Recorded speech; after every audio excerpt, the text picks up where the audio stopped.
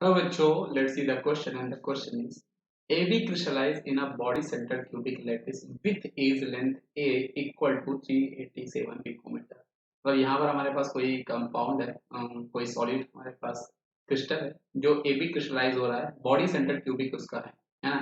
तो सबसे पहले बेटा आपको ये पता होना चाहिए, जैसे हमारे पास बॉडी सेंटर्ड होता है तो आपको ये पता होना चाहिए कि अगर हमारे पास ये आपके पास यूनिट सेल है तो बॉडी सेंटर्ड के केस में होता क्या है, यहाँ पर एटम्स जो होते हैं वो आपके कॉर्नर्स में होते हैं।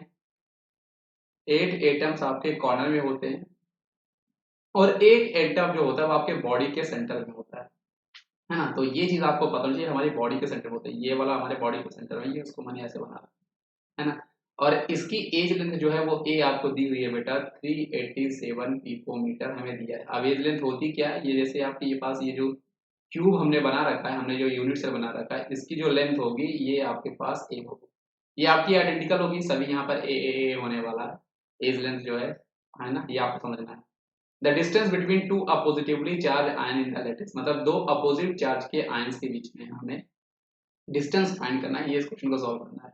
तो बेटा जब कभी भी हम लोग बॉडी सेंटर्ड क्यूबिक लैटिस को सॉल्व कर रहे होते हैं तो यहाँ पे जो हमारा रिलेशन बनाता है रेडियस और एज लेंथ के बीच में, वो आपका बॉडी डायगोनल होता है, ये आपको पता होना चाहिए। तो वो हमारा होता है बॉडी डायगोनल। तो जो आपको बॉडी डायगोनल होता है वो इक्वल टू होता है √3a।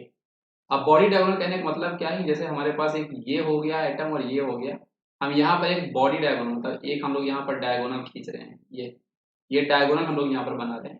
तो एक्चुअल में बॉडी डायगोनल में होता क्या है, अगर मैं आपको बताऊं, ये जैसे हमारे पास बॉडी डायगोनल है, ये दो अपोजिट कॉर्नर्स हो गए, तो एक एटम्स आपका यहाँ पर हो गया है ना। अब यहाँ पर बेटा होता क्या है, एक्चुअल में एक एटम जो होता है वो आपके पास बॉडी के सेंटर में होता है ना, और एक एटम आपके पास कॉर्नर में होता है। तो कॉर्नर वाला एटम जो है ना, इसको मैं थोड़ा सा वापस से बनाऊँ जिससे आपको समझ में आए। सपोज करो यहाँ पर एक एटम्स आपके पास ये ऐसे कॉर्नर्स में रखा होगा, है ना, और इसका ये सेंटर रहा होगा, ये आपका बॉडी डायगोनल होगा। मतलब बॉडी डायगोनल में जहाँ पे ये जो एटम्स है ये आपस में डायरेक्टली कांटेक्ट होते हैं, है ना?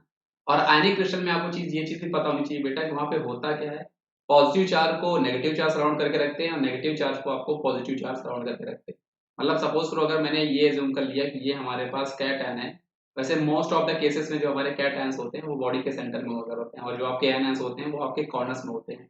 तो ये दोनों आपके एनायंस होंगे, ये भी आपका एनायन होगा बेटा और ये भी आपका एनायन होगा, ये हमें समझ में यहाँ से आ गया। अब अगर मैं आपकी इसकी रेडियस की बात करूँ, जैसे ये जो है ये आपका हो जाएगा r माइनस, अगर मैं इसकी बात करूँ तो ये कंप्लीट हो रहा है, ये आपका r प्लस और r प्लस होगा और ये आपका r माइनस होगा। ये पूरा मिल के आपका बनता है बेटा बॉडी डायगोनल। मतलब बॉडी डायगोनल जो है वहां पर आपके पास r माइनस, r प्लस और r माइनस होगा, ये इक्वल टू आपका √3 होगा।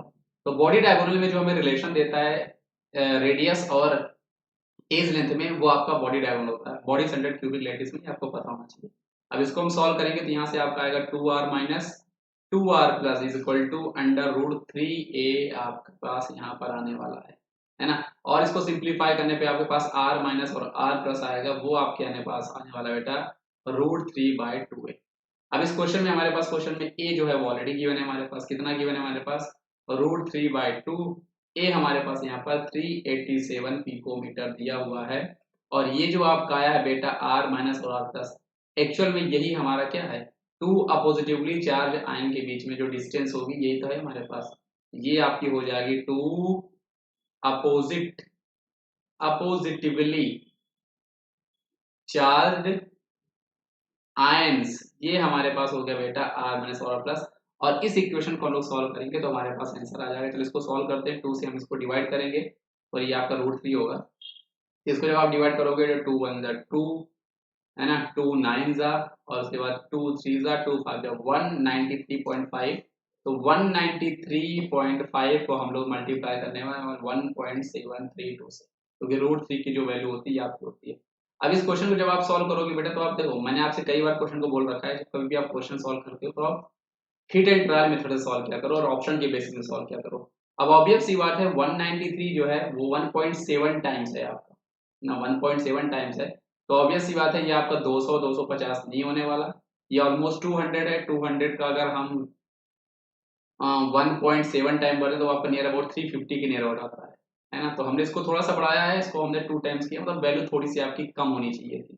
तो बस आप इसको सॉल्व करके देख लोगे तो ये एक्चुअल में आपका नियर अबाउट जो है वो आपके पास आने वाला है 335 पिकोमीटर। तो क्वेश्चन को आप फिट एंड ट्रायल मेथड से भी ऐसे करके आप इस क्वेश्चन को सॉल्व कर सकते हो।